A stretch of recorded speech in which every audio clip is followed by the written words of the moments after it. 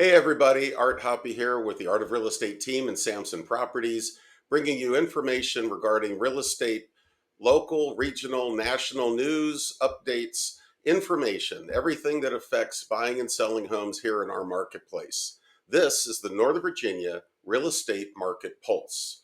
So here we are going into the second week now, coming up, of the federal government shutdown. And one of the things I get asked most recently here in the last 12 days that this has been underway is, what effect is this having on real estate? And really, I'd say there's two ways to look at that. The first is, and not to diminish at all the personal um, hardship that this is creating for many, many people, but I think it's just the general malaise, the general uncertainty that sort of creeps into anytime it creeps into a real estate market.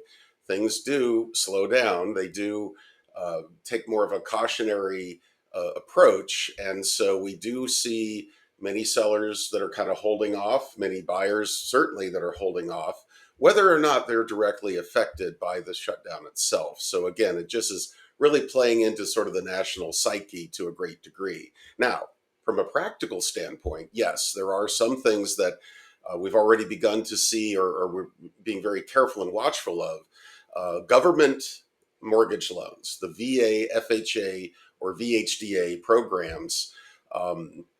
Many of them are kind of been put on hold, or again, if you're already getting in process, if you're going to be closing on a loan, one of those government loans, you should be fine. But as far as getting, for example, VA appraisals, getting information, again, primarily through the VA FHA, that some of the interactions that they have along the course of getting a mortgage might want to allow for some more time in that.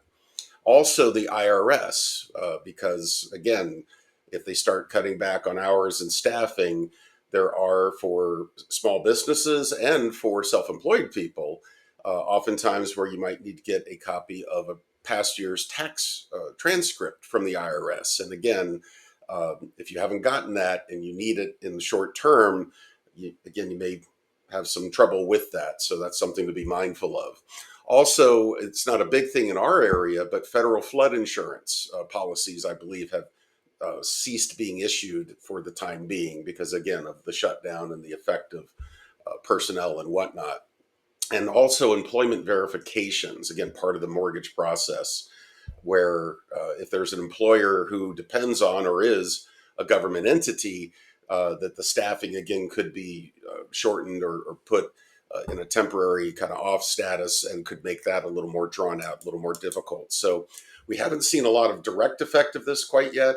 Of course, each and every day that it drags on, the potential for that to start to creep in more and more into transactions does exist. So hopefully that the folks who run our government will get this figured out in short order and get everything back to where we can depend on these third parties, these entities, to do the things they need to do for people to buy and sell property without a hitch.